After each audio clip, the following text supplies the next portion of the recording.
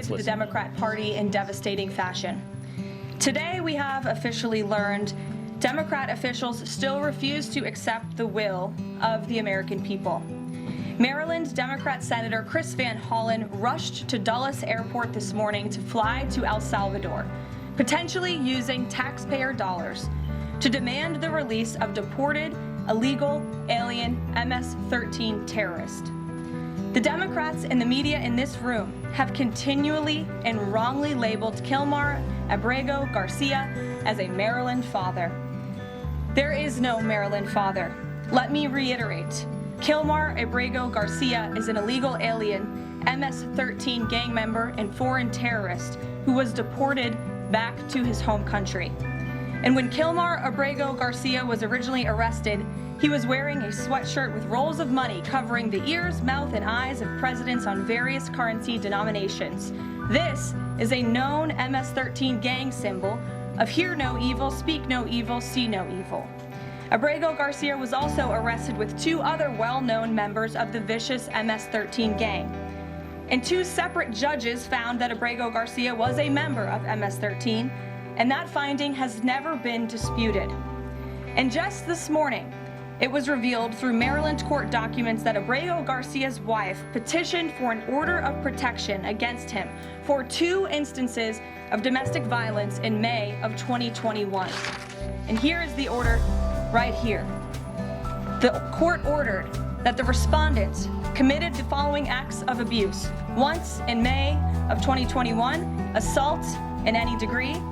And on May 4th of 2021, he punched and scratched his wife, ripped off her shirt, and grabbed and bruised her. This is from a court in Maryland.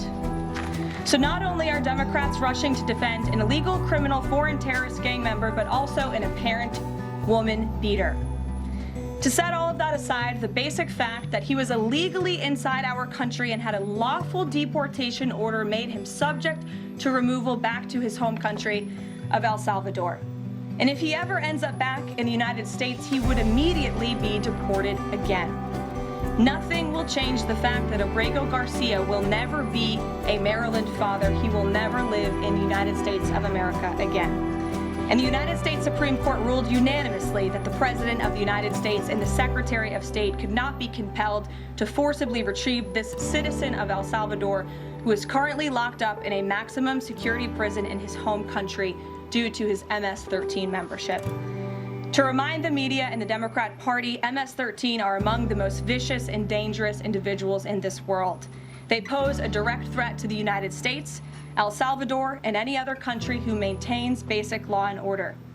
MS-13 rapes innocent girls and women, runs sex trafficking operations, murders for sport, and terrorizes law-abiding people. That's why El Salvador President Bukele made it clear this week that he will not be releasing this MS-13 gang member from his prison. But that is not enough. All of that is not enough to stop the Democrat Party from their lies. The number one issue they are focused on right now is bringing back this illegal alien terrorist to America. But where are the Democrats applauding the fact that southern border crossings just hit a historic low? Where are the Democrats supporting our brave men and women of law enforcement who are putting their lives on the line every single day to arrest the violent illegal alien invaders that the previous administration allowed into our country? And where are the Democrats when innocent Americans are victimized by illegal criminals that Joe Biden let in? It's appalling and sad that Senator Van Hollen and the Democrats applauding his trip to El Salvador today are incapable of having any shred of common sense or empathy for their own constituents and our citizens.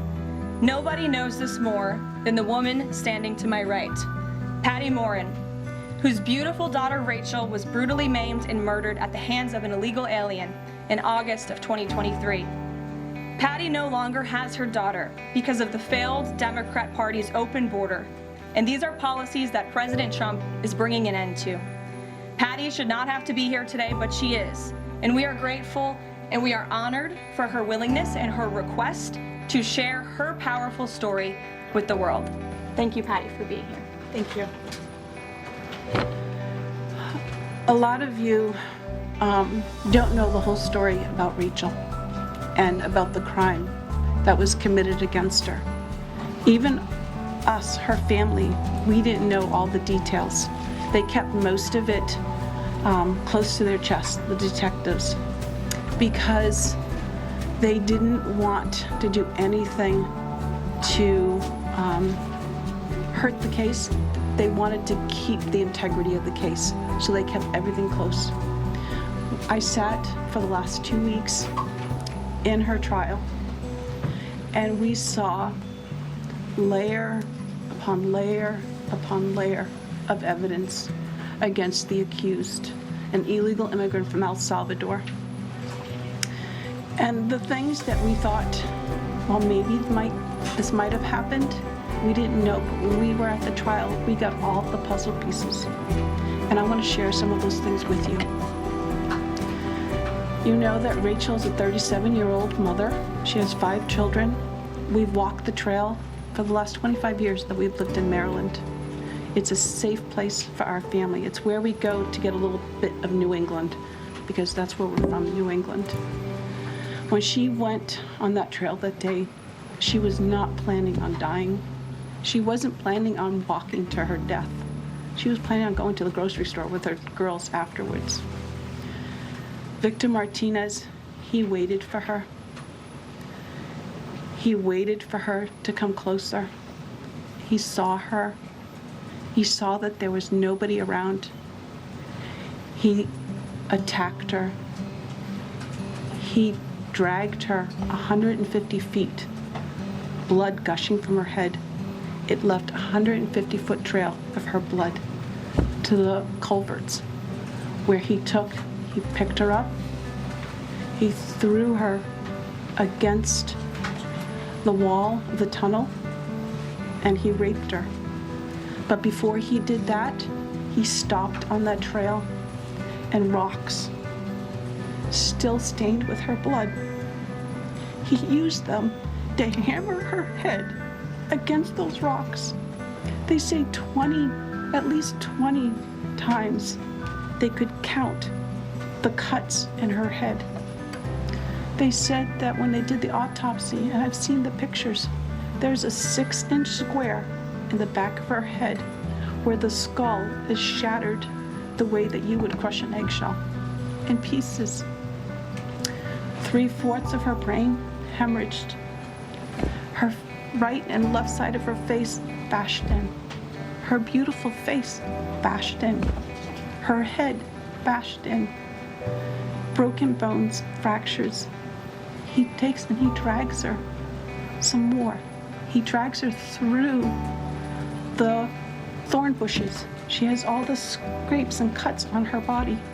There wasn't 1 inch of her body that didn't have some kind of injury, whether it's bruising, broken bones, contusions, the scratches.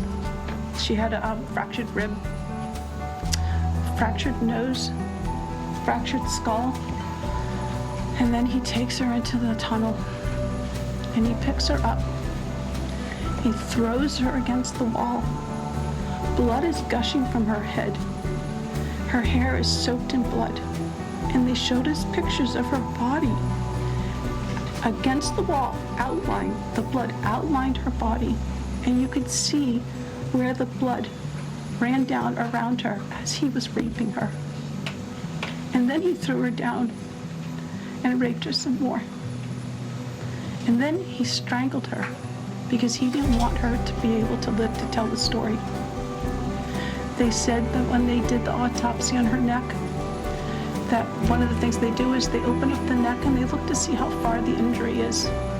And they went all the way down as far as an injury is possible, hemorrhaging in the muscles because of how strong and violent the grip was around her. These are the kind of people that have no compulsion. Like, to them, this is nothing. And when he was sitting in the courtroom, he actually looked like he thought he was going to be set free. There was no remorse on his face at all. This person took my daughter so violently and so gruesomely, and so graphically that they sealed the pictures, because I don't want my granddaughters to see these pictures. These are the kind of criminals President Trump wants to remove from our country. These are the kind of criminals that we need to remove from our country. We are American citizens. Why should we allow people like this, violent criminals that have no conscience at all, to murder our mothers, our sisters, our daughters? What? I don't understand why there's even any kind of problem with this. And it's not that it's political, like the left or the right, although I understand different parties have used it in the past. But we have to look at it as we are American citizens. We need to protect our families, our borders, our children. I don't care about politics. Well, I do, but I want to preserve life. And that's the only reason why I have taken and spoken about Rachel all this time. If you're a mother here in the room, can you imagine standing there alive?